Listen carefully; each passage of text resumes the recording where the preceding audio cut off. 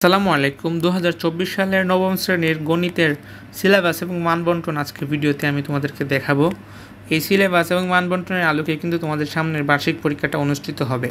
So দেখো, প্রথম ক্ষেত্রে বার্ষিক পরীক্ষার পাঠ্যক্রম বা সিলেবাসে কি দিয়েছেন ওনারা?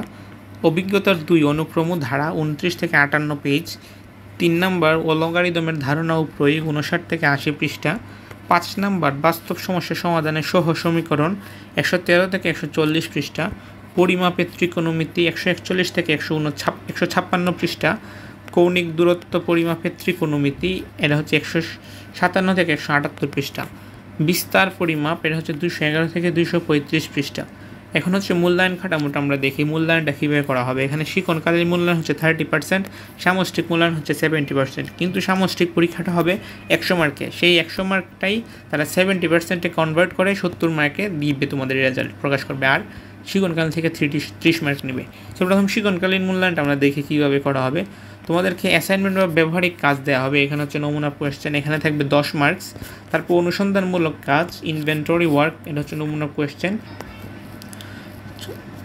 10 মার্ক। সো তারপর হচ্ছে তোমাদের শ্রেণীর কাজ, এখানে তোমাদের 10 মার্ক। শ্রেণীর কাজ বলতে কি, এখানে একক কাজ থাকতে পারে, দলগত কাজ থাকতে পারে, বিভিন্ন চক পূরণ করার কাজ থাকতে পারে, এটা তোমাদের বই থেকে নেওয়া হবে। সামষ্টিক মূল্যায়ন দেখি আমরা এখানে হচ্ছে প্রশ্নের ধারা ও মান বন্টন দেওয়া হচ্ছে। এখানে পূর্ণ নম্বর 100, এখান থেকে 70 মার্কে তোমাদের রেজাল্ট প্রকাশ করা হবে। সময় 3 ঘন্টা। সো দেখো এখানে কি কি আইটেম রয়েছে। নৈর্ব্যক্তিক বা বহু নির্বাচনী প্রশ্ন থাকবে 15টি, 15 মার্কসের। তারপর এক কথায় উত্তর থাকবে 10 মার্কসের, 10টি, এখানে 25 মার্কস। সংক্ষিপ্ত উত্তর প্রশ্ন থাকবে 13টি, 2 মার্ক করে, মোট 26 মার্ক।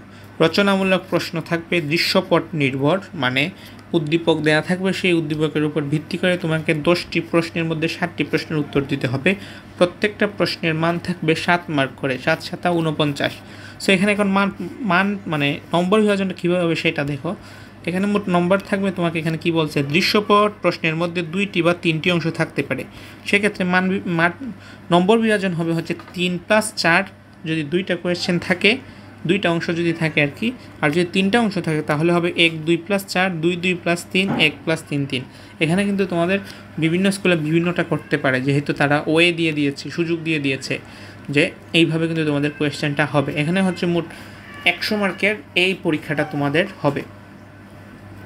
সো আজকের মতো এ পর্যন্তই, দেখা হচ্ছে অনেকটি ভিডিওতে। সবার ভালো থেকো, সুস্থ দেখো।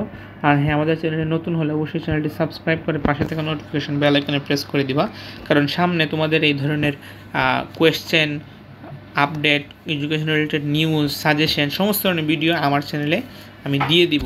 সো আজকের মতো এ পর্যন্তই, আল্লাহ হাফেজ।